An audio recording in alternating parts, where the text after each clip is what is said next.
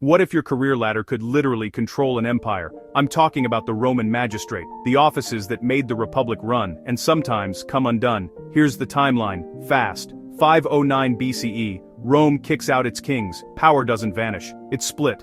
2 consuls replace the king. They share command for 1 year so nobody crowns themselves. Checks and balances are born, Roman style. Next rung, the Cursus Honorum, the course of honors. Start as a quaestor, handling money, move to aedile, fixing roads, move to aedile, throwing games to win fans, then praetor, judge, then praetor, can also command armies. Finally, consul, top job, top pressure, zero time to mess up.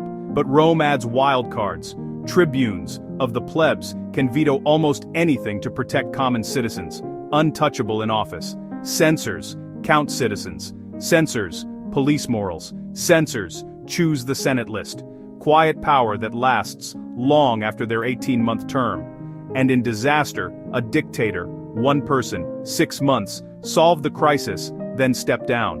As Rome grows, so does the chaos. Provinces need governors, ambitions grow teeth, laws try to slow the climb, minimum ages. But fame and fortune bend the rules. Enter Sulla, he rewrites the system to favor the Senate. Then Caesar stacks offices. Then Caesar crosses lines.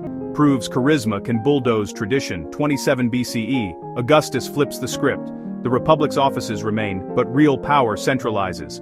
Magistrates still wear the titles, but the emperor holds the keys. So what's the point? Roman magistrates show how systems shape people, and how people can hack systems, build checks, share power, set term limits. Never forget the rule behind all rules: humans run the code. If you could write one safeguard into your community today, what would it be? Think like a Roman, but ship a better update.